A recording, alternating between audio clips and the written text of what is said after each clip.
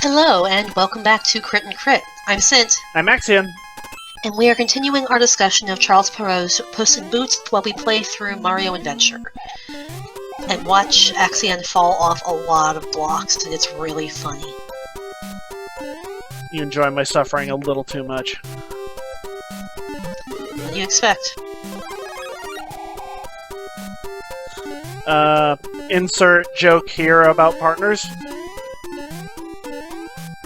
I mean, like, we know if I was better at the games, I'd probably be the one playing. I'm just here to offer wry commentary and nerd out about books. And sometimes about the games themselves. True. I know that I don't have the video game reflexes, but I can totally sit here and judge as a viewer, because, I mean, that's the whole purpose of YouTube, right? Yeah. But that's completely unrelated to what we're going to talk about today. So what are we going to talk about today? Love. It's a fairy tale. Well, It's a fairy tale that ends with a wedding. marriage is what brings us together today. Well, Yeah, I bet you wish you could skip to the end of this level. I wish I could. I've done this part several times. But then it doesn't count. Well, yeah, I never said I do. Or no, that's not the line. What is the line? It is. It is basically, did you say I do? Yeah. Right, yeah. Man and wife! Say man and wife! Anyway, now that we've gotten the Princess Bride out of our system. The Princess Bride is never out of my system. Oh, mine But I am momentarily appeased. I'm sorry, I had to.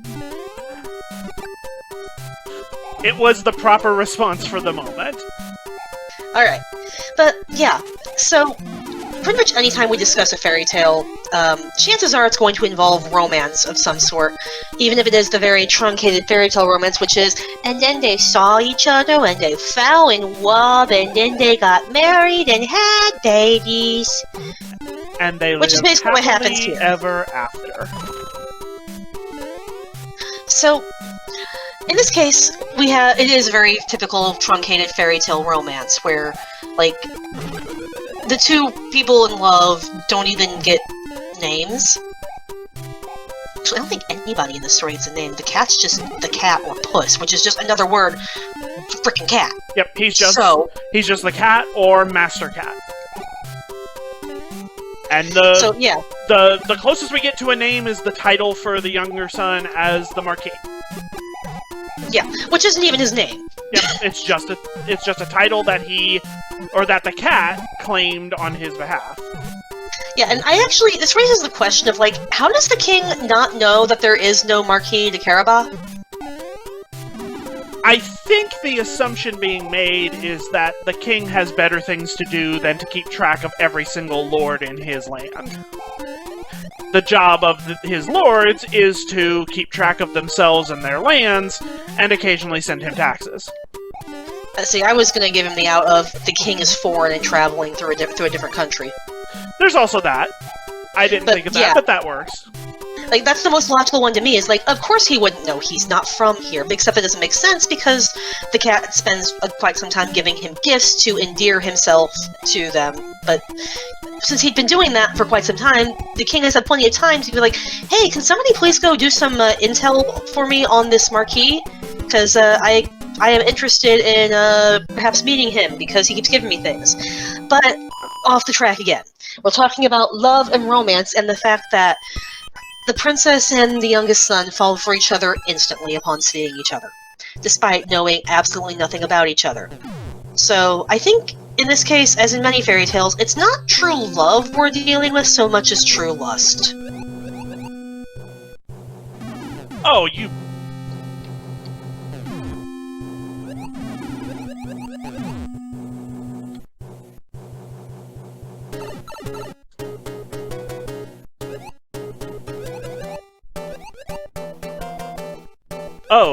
Oh, this is evil.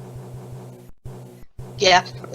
So, yeah, and this does tie in with the secondary moral that Perrault provided, which was, if a miller's son can win the heart of a princess in so short a time, causing her to gaze at him with love-lorn eyes, it must be due to his clothes, his appearance, and his youth.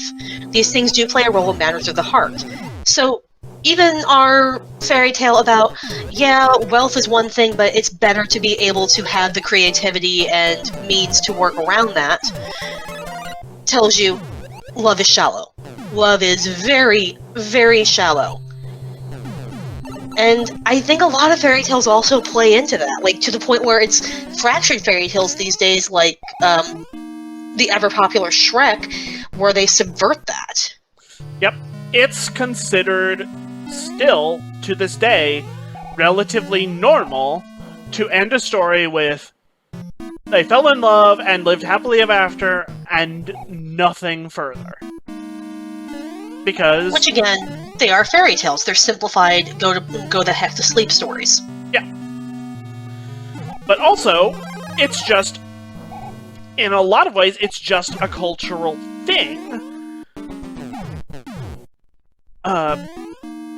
The messy, complicated details of a romantic relationship are basically off-screen, for lack of a better word. And... oh. That's annoying. Getting rid of the thwomp? Yeah, I don't mind getting rid of the thwomp, but I do need this block for something else. But I'm gonna get rid of this one just to clear the space. Anyway, romance and love and happily ever after are what people want to see in a story. They are less interested in the often messy, sometimes complicated, and almost always less romantic than...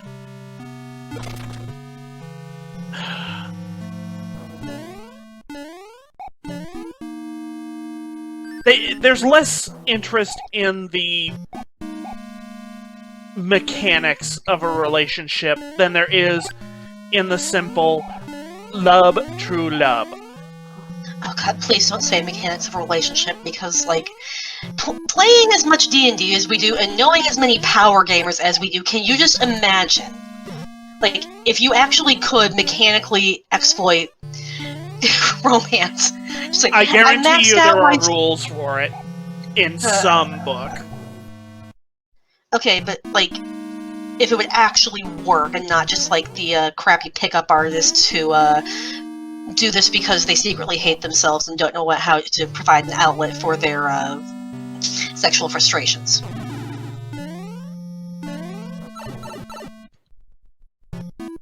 Well, that hurt.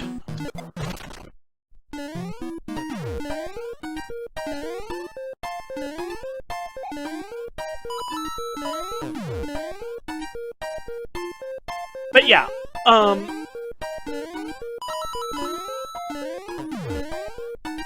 it's, to be blunt, it's just not a particularly interesting part of the relationship compared to the standard they fall in love and have their romantic interactions and all that fun stuff. And a lot of people are like, are less interested in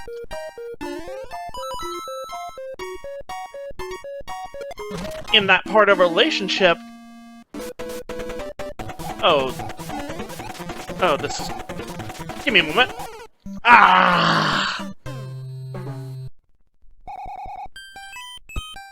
But you see what I'm getting at. Kinda. The story is about whatever it's about, whatever the moral is. And the readers more often than not, found the ghost,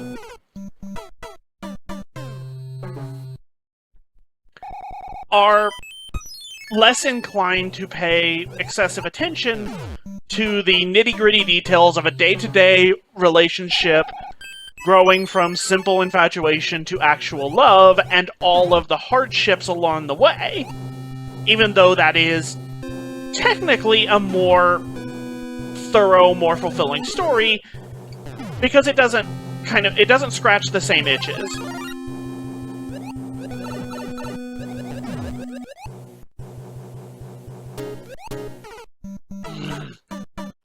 Whoever thought that this was a brilliant idea to put ghosts in an underwater ship in this engine? That would be the sailors on the Titanic.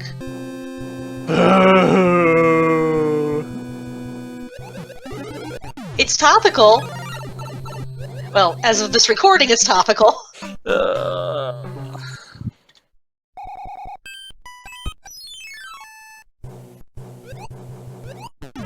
If I can finish this level, I'll be done with the ice world.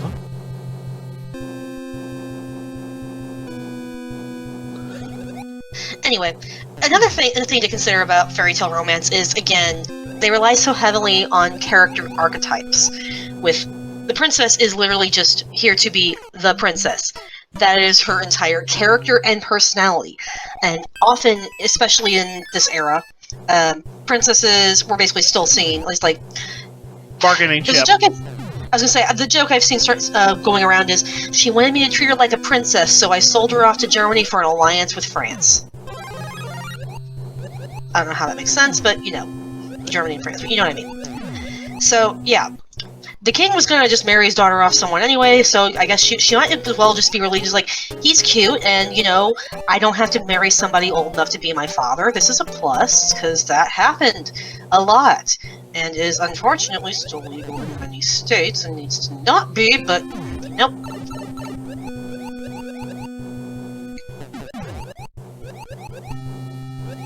We don't need to go down that road. So, yeah, like, none of the characters really had any agency except the cat.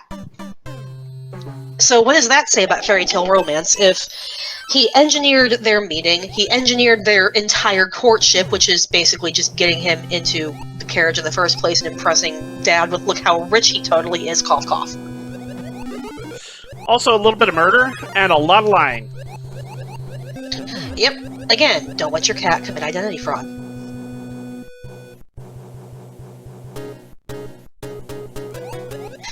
But, yeah, fairy tale love is simplistic at best, and very questionable at worst. In this case, I don't know if there actually is love there, so much as just attraction, which hopefully is going to be enough to get them through the years of marriage that they're stuck with thanks to this cat. But, you know, at least he's not starving from lack of a meal anymore. And I think that's kind of the thing, is... it's kind of treated as an acceptable thing because it gets the son out, the youngest son, out of his bind with regards to his poverty. And again, this is all engineered because the cat realizes, oh crap, he's gonna eat me if I don't find him a reason to not do so. So this lovely romance for these two completely comes about because the cat is quite reasonably afraid to die. So that does seem to put rather a damper on a fair bit of the romance of the situation, you know? Yep. It's less about any kind of actual relationship between the two, which, as we've said, there's next to none. And more about the cat, quite literally saving his own skin.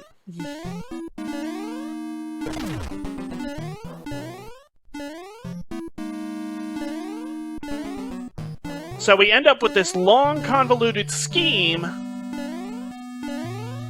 with the end goal of getting the cat and to a lesser degree his owner, into a position of power wherein the owner does not need to do harm to the cat to survive, and the cat has the ability to live in relative comfort. Because as we see at the end of the story, the cat, for all of his trouble, becomes a lord in his own right. And, as the story says, has to do no mouse hunting of his own, save when he does so for his own pleasure. Because he is a lord, and he has whatever he wants or needs at his fingertips at a moment's notice. Because he's nobility now.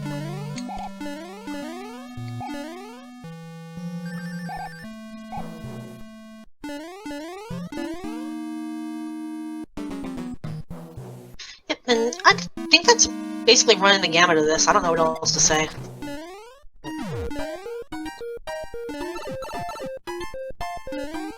Except don't hit the fireballs, but a little late. Yeah, I'm not particularly thrilled that I did that, but if I can make it to the end without taking another hit...